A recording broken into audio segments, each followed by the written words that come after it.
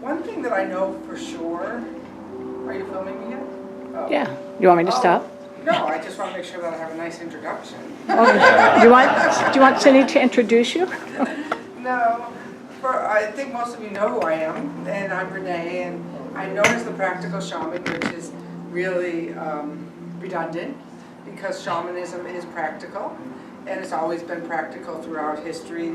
The shamans were concerned with the community, the health of the animals, the food sources, and longevity of their tribe.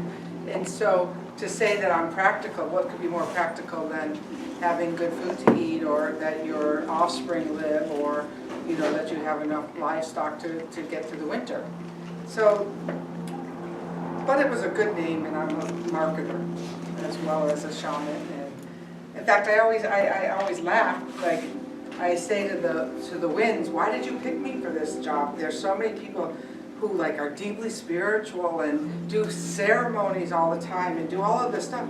And they basically said, well, you're good for working.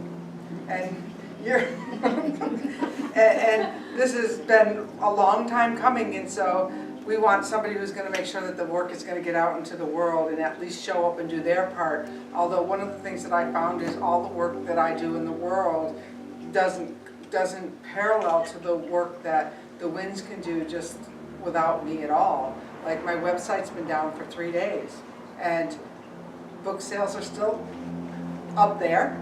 The people are still finding the Wind Clan. We're almost up to 1,500 members, and so I think there's always a lesson for me is that I don't need to do it all. When you're working with these winds of spirit, you have the best helpers you could possibly have. And when I first started writing this book, what I thought was, I wrote a book called The Shaman Chef: How Cooking Saved My Life, and it was my drunk along memoir, and how everyone did me wrong, and from my mother and my father, and everyone. There was 32 chapters of my resentments, and it was funny. My mother didn't speak to me for a year, and it was the first time that she finally had enough of me and didn't talk to me for a year and said, I've had enough. Look at you, you're college educated, you're doing this, you are out there in the world, and when are you going to stop blaming everyone else for your life? And so I said, okay, well, this is my story. This is how I was still belligerent. This is my story, and you're going to, it's my version, and if you have a version, you write it. And I told my older sister that, who's a junkie, who spent most of her life using, and now she's writing a book called, If You'd Asked Me What I Wanted, This Wasn't It. And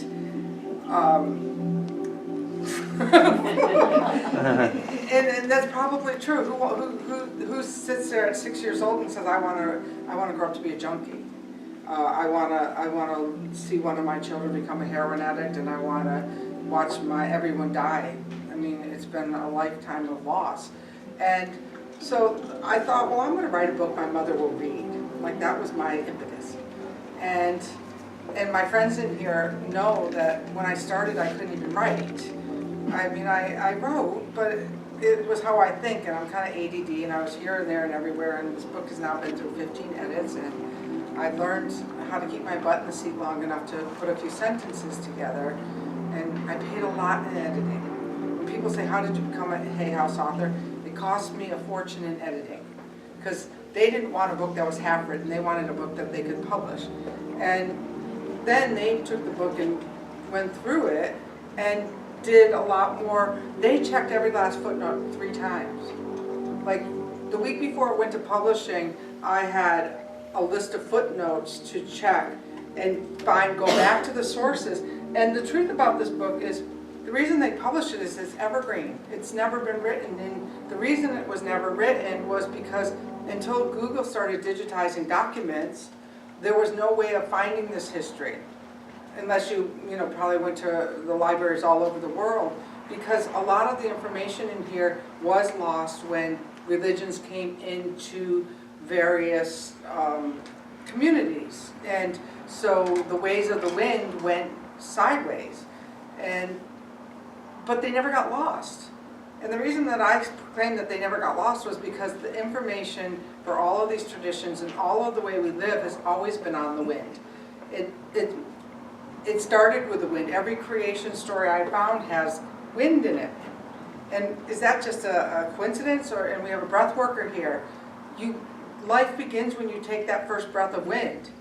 Life ends when you exhale that breath of wind. And the curious thing about wind is that the wind we're breathing today is the wind that they're breathing over in Poland in a couple of days. And it's the wind that they're breathing in Korea in a few days. So we're all really connected through the wind. So it was really surprising, because I thought I was writing a book my mother was going to read. And my mother actually loves this book, and she's running around Portland, Maine, selling it to all her friends and getting me gigs at the library and all of that. So we healed our relationship when I wrote the right book, which is kind of an interesting story, and I just got shivers with that. Because the book started out to be Is Your Compass Pointing True North, and that's what we're going to talk about today, is the cardinal directions. And the fascination of it, you'll read as I go through here, but all of a sudden I thought, well, this is curious. I was back to 3050 BC in China, and it was like, lodestone floating in water, pointing north and south, how curious. Then I went to the 15th century sailors, and they had everything was pointed in the wind. I thought, well, that's really interesting, And then I saw the whole compass had wind points, and so you would say, well, that's what they knew. But what I learned by the time I finished writing the book was it was more than what they knew, because if you go back to the Mesopotamian tablets, there's a story called the Depa and the South Wind. And if you go further back to the caves in Lascaux and other places around the world, what you learn is that forever we've had a fascination with the 4 cardinal directions. And they were wind points, because the Sami, they follow the reindeer. And the reindeers, how do reindeers move? They move based in the wind. And so these subtle changes of wind and how people navigate through life became increasingly clear to me that, wow, if we just step back a minute in our lives and start to navigate our own lives based in the wind, what would that look like? And that's where I got really kind of curious, because I found this wind whistle, not this one. I found this wind whistle in Mexico at the pyramids. And I heard the sound, and I'll play it for you.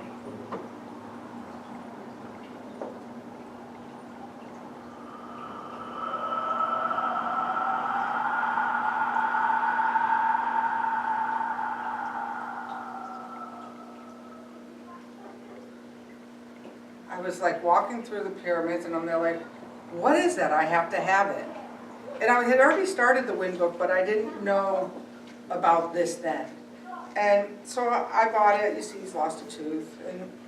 And I thought, like, well, that's nice, but I want my own wind whistle, because again, I'm a marketer and I wanted my own tool. Again, Spirit the Wind had a whole different other idea, because I met a sound scientist who cut one of these, not this one, in half to see how it was made, and it's traditional Aztec death whistle. And I go, well, I don't want a death face on there, I want a happier face. And he introduced me to a young man studying archaeology who doesn't speak a lick of English, and we communicate by Google Translator, and he keeps sending me wind whistles, and then he realized how healing they were, and now when he sends them, he wraps them in purple, beautiful paper, and the part about that's curious is that all of the people who kind of have been instrumental in my healing, like Louise Hay, the sound scientist who introduced me to this, they've all passed this year. And with their passing this year, in Mexico City, they raised a supermarket, and below it was Icatel's, and I forget my Mexican accent because it doesn't exist, Temple of the Wind. It had been hidden under a supermarket for hundreds of years. So the breadth of this work is really used. But I wanted to give you a practical way that you could apply it into your life, because after all, I'm the practical shaman, and I want you to take home something that you can use. So, since humanity has organized our reality, our consciousness based in wind, since what appears to be the earliest cave drawings, we can do that too. We can organize our reality and always have a little check-in spot to know what direction we're traveling in any given moment. And why is that important?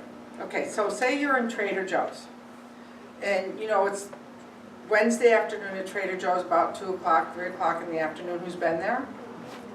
You all have. Like they just let the bus from the Carlotta out, and everyone's either in their carts, or they've all got their carts spread out, and it's not the time you can ease through Trader Joe's. If you know what direction you're traveling in, then you can see you can automatically read what your response is to that. Does that make sense? So what I did was I did a major overlay of all the traditions that I had, from the feng shui to the shamanic traditions to the Lakota tradition where I sat in a lodge for 10 years, to all of these traditions. And I think, Paula, you might remember that. I had it all spread out all over my living room with all of the things that each tradition said that were in these various directions.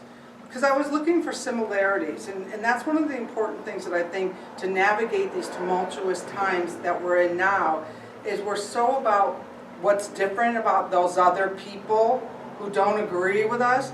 Well, wind work is finding the similarities. Because I don't know if anyone saw the special that Oprah just did with 60 Minutes, where she got people on opposing viewpoints, and they were in a room together, and I didn't see the whole thing, but for a good enough length of period of time where they started to like each other as humans first. And once they liked each other as humans first, they could start to see where these people were formulating their ideas. And so one of the things here that I did, and just automatically, was I started to look for similarities. We could find differences all day long, but they're still the mirror of our own differences. So you want to find the similarities of what's going on in your own world. So what I did was put them down, and so then the East, I picked the Greek winds because they were easier to remember than the Italian winds. So I thought. Until I listened to 18 hours of mythology on my way up to Washington one summer and realized that it was the Greeks who first started rational thinking. So it was the Greeks that finally started, and you know, maybe they were before, but the Greeks really put it down in paper. But so that they took these wind ideas and then started to formulate them into real ideas. And so it seemed really quite reasonable to have these as the structure of your day, okay? Your day, your life, your week, whatever you want to look at it, it's a cycle. And so the Urus is the Greek wind of the East. And we're going to do just a little thing with it. So the East is about your mind. New beliefs, new beginnings in your mind. And every tradition that I found agreed with the East is the new tradition. The Bible has the east wind mentioned 23 times. The South is about your emotional being. This is where they start to differ. The East is pretty much, and the West was pretty much, but there's some room for interpretation in the South. The South is about, if you think about the South in a daytime clock, it's about the sun is at the noon, it's at the high point, it's when you're gardening, it's when your garden's starting to grow, and then it's about your emotions. Think about a nice soft summer rain. So it's the emotional body. The West is about your physical body and endings. Because again, when you take that last wind breath out of here, what do you drop? You drop your body. Whether you believe you take your spirit with you or not, that's a different story for a different day, but we're going to drop our bodies in the West.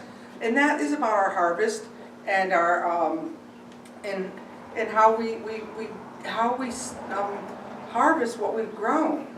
And as Americans, we like to harvest something full every year, but some years you're going to harvest a fallow field.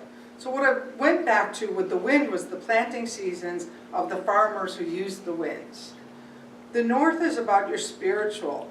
And the spiritual is not just about, you know, what you do spiritually, but is there a community of service that goes along with your spiritual? Because otherwise, your spirit is sitting here. There's many people in here were involved with the Desert Holistic Network, and for 10 years I tried to drag people along with us, you know, trying to pull or push them along, like to buy into this community idea. And it worked at some level, but not as easily as when the winds came along, because they were the movers. I was the mover, and now the winds are the movers. And that's where that community buy-in. I always say don't do New Year's resolutions, because in the New Year's you're supposed to be hibernating. Your seeds are frozen. What are you going to grow with frozen seeds? Nothing. So no wonder, you know, we always say, oh, we didn't make this New Year's resolution. Well, how can you? All the wind is against making a New Year's resolution. So my classes start in the spring. And with empowering the seeds that you're going to plant, that you're going to take through a harvest, and then you're going to see if they're of service to anyone else. The Alto Messiah shaman that I worked with in Peru used to say, if it doesn't grow corn, there's no value. And what does that mean? We're not all sitting here eating corn, but if it doesn't feed the community, there's no point of it. And so when you're working in your life, you could be in any one of those states at Trader Joe's. So if you, like, if say you're like getting really aggravated at people, then you say, okay, I take a quick look down, and I'll do this really quick so you can look at that, and I'm also going to give you each a little bag of cards with each direction. You could say, oh, I'm having an east moment. What am I thinking right now? What do I believe? Oh, I believe that I'm a little more important than these people who are retired, who have all the time in the world to shop. Why can't they be somewhere else? And then if you're in your emotional state, you're like you're probably pushing them out of the way, you know, like inching into the cheese department. You know how we get. And then when we're in our harvest thing, it's like you might have a little more patience. You might have a little bit more like, okay, well, I'm going to get this card and I'm going to go home, and I'm, you know, or you're physically hungry and you're really trying to get through there quick. And when you're in your most spiritual self, like maybe you're in your north having a spiritual moment, you're there like, I hope somebody is as kind as I am when I get there. But you can take a quick gauge of how your spiritual condition is, how you're reacting. And if you ever know, when you're aligned in your spiritual self, you get up there and they open the next counter up. Have you ever noticed that? But when you're in a hurry and you're pushing your way through, all of a sudden everyone else is busy. So this work is really practical. One more thing about the cycles is, so you always get a new idea. So we've got a new store, okay? So we're in the right integrity. We've got, you know, we've got the energy, we've got the things, we've got the nice place. What always happens is, as we cycle through things, then we get pushed into our south. We get pushed into our emotional. So we get to see where we still have growing to do. And this was, when I was writing the book, and every single step of the process, I had to go through these things. Like, I had the idea, you know, then Hay House says, oh, here, we're going to give you a contract, right? You think, oh, that's the greatest thing in the world. Well, the next day, some of my friends know it. I called up and they're like, I'm really depressed. I took a dive. And it was like, what is wrong? You just got your book by Hay House. And it's like, I thought, my emotions. People are going to see that I'm a fraud. That this isn't this, that I'm not this. And it's really strange, because of all the things that I thought a fraud, my sister this week wrote to me on Facebook and told me I was a fraud. And I'm thinking, like, thank God I dealt with it way over here. And so when she says it, I'm thinking, well, yeah, I thought about that. I thought about that. I dealt with that. And because the wind is going to keep blowing. It's not ever going to stop unless you take your last breath. So you have to learn to sway and bend with it. So then I got through the frog part, and then I had to sit my butt in the seat for nights, weekends. I used to get up at 5 o'clock in the morning before I went to work. There comes that actual part of it. If you're gonna harvest this, you have to do the work. And so that's what happened. Then there was the next phase of it, like, is anyone gonna be interested in this wind work? And there seems to be a great big community buy-in for this, because when instead of pushing everybody along, like people, there's 1,500 people who just joined the wind clan in a year. And I mean, that might not sound like a lot, but it really is. Because I thought, like, when I first got this assignment on, they're like, people hate the wind. Who's gonna read this book? Are you crazy? You know, couldn't I write another cookbook? Take my mother out of it? So what you're gonna do is over there, we're gonna do quick. We're gonna close our eyes for a minute if you're comfortable, and see yourself sitting in this beautiful room. All right, because she's got beautiful energy here at Mystical Awakenings, and I'm really grateful to be here, and thank you. So take a deep wind breath in, and a wind breath in means bringing it all the way in. Bring that wind in from these 2 doors all the way down into your pelvic region, and see it going out to the roots of your feet. And on the second one, let's call into Eurus, since we're coming into spring, and bring in Eurus energy.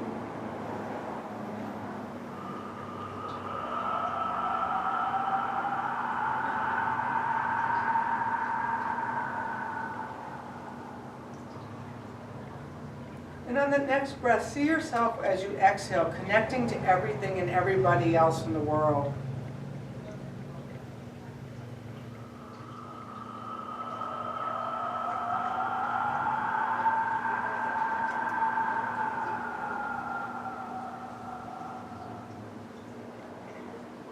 And keep your eyes closed. And now imagine yourself leaving here, and you can go out a wall or a door, but see yourself leaving here and just take note of which way you headed. And once you know which direction you're walking, open up your eyes.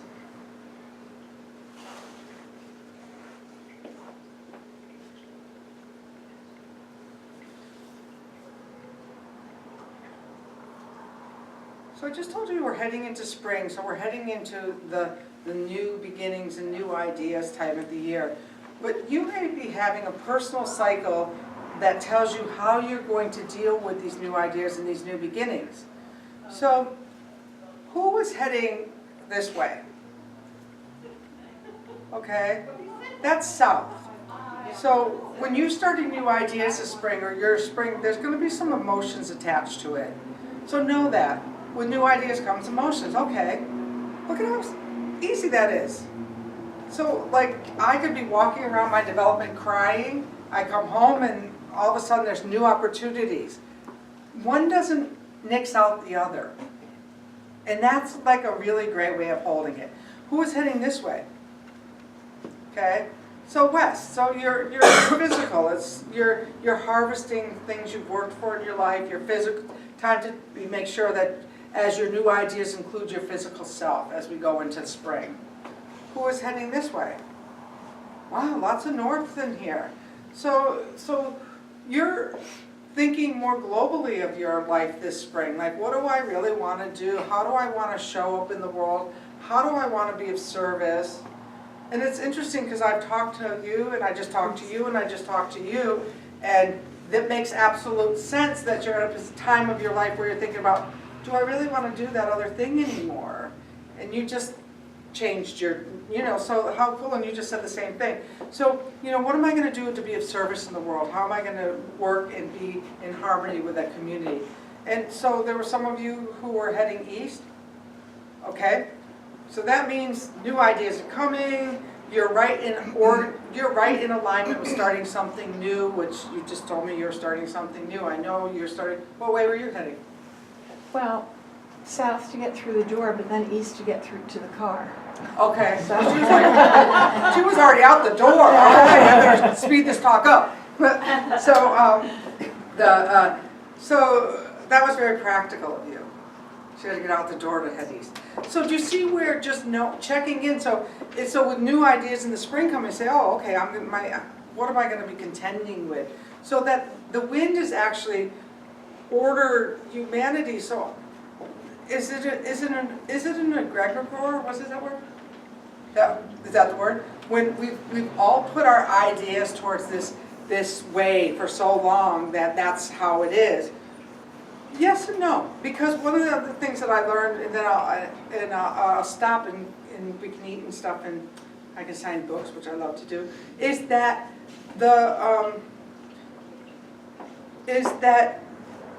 your body is made up of 80% water. If you drink your water and you're good about it, and maybe more for people who are really healthy, and we're aligned like the magnetics of the compass to the magnetic field of the Earth, okay? Well, the Earth's magnetism is shifting, right?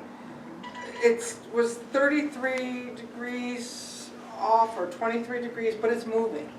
And I'm not a scientist, but I think it was 23 point something, but I think it keeps moving over.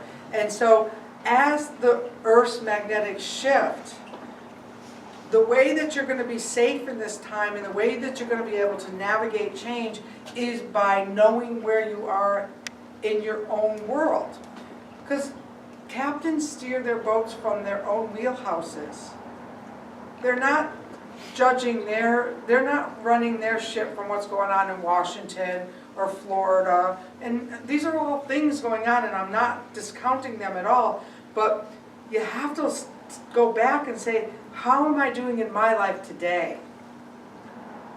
Do I have enough food? Am I helping other people? What do I stand for? One thing is like, we can't stand for everything. Because if we're trying to stand for everything, let's go back to the dissimilar. When we stand for too many things, then we can become dissimilar. But what we need here as to get through this time when the poles are shifting, and my spiritual teachers have told me the poles could flip and we could go into darkness for 4 days. Or everything they've told us, it hasn't quite looked the way that they said it was going to look, so who knows what that's going to look like. And I mean, when they said that the world was flipping upside down in their head, we didn't know what that meant. So, that was their cosmology. So I don't want to tell everyone that go away, the world is flipping over and we're going to be in darkness. However, we are in a kind of darkness. So do you know where your campfire is? Do you know who your community is? And what do you stand for? So that's what the wind book is about. So I thought I'd close by picking a wind that we can all work with, because they're all regional winds. So we're heading east, okay? So that gives us a start. And now I'm going to pick out a wind from my wind. This keeps getting bigger because I keep taking out cards, give them away, and then I throw the rest of them in here. And see what wind could give us a little bit of advice about working with a complementary wind as we travel in the east, whether you're working with your mind, your emotions, your body, or your spirit. Talk about a storm. So the wind that I just pulled was Tyra Matea, and it's a New Zealand wind of the tempest, and it's about rolling with the storm. And so that to me means that we could be in for a windy spring. And what does that mean? It means that, the children are showing us the way. Maybe we should listen to them a little bit more. But I suspect that it means that we're that we're not through the storm yet, and that the storms could come. And let's see what it says. If you ask family members to recount the details of a story, oh, this is too funny because we were talking about how I told my mothers and my sister to write their own book. If you ask the family members to recount the details of a story, you can be sure that many variations will emerge. The truth, however, usually lies somewhere between the lines. That's how the winds work. I mean, telling that story, and then this shows up. Maori legend states that New Zealand was settled by sailors of a fleet of 7 large canoes, waka, containing women, livestock, and basic supplies. In the 1950s, radiocarbon dating disproved this myth, and yet many still cling to the original story. If Tyra appears in the East, your prevailing stories and beliefs are going against the wind and will be uprooted. It is time to surrender long-held ideas. Your landscape is about to be radically transformed by the force of the storm. In its wake, a new cycle will emerge. Proceed cautiously and consider how your new choices will impact future generations. If fear rages into your life, ask yourself, what is the root of my suffering? An illusion of separation appears when you feel superior, less than, or different from another. The Maori believe that all humans share a similar ancestry and that invisible strands of light connect everything in the universe. What's that like? I mean, what's the chances of we're telling the story, talking about the dissimilarities, that we're going to open to that wind? Can you see where this might just have a little bit of usefulness in your life every single day? They absolutely are the best teachers, and they're stern with me. They say, you've got to let this go now in order for this to come in. And so last week I had to let something go, and as soon as I let it go, I came home and there was an invitation to teach in New York. And because we want things to just be easy for us. The winds are going to blow. Are your roots planted deep? So that's what this book is about. I'm happy to sign books. I hope everyone gets some snacks and food back there, and tells your friends about this place, this Mystical Awakenings, because doesn't this energy, we got our energy workers here, all here. You're full of energy workers, and they're all vibing. So yes, come out to Mystical Awakenings. It's a great place, and definitely get yourself a copy of Winds of Spirit if you don't already have one, and I'm happy to sign them. And thank you.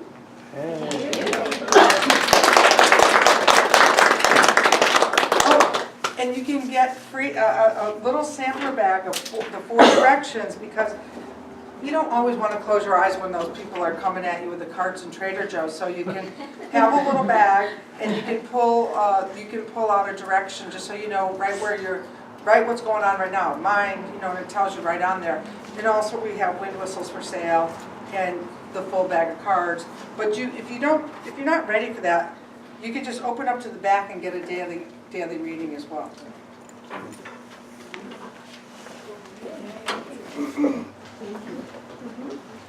It's confusing. Thank you.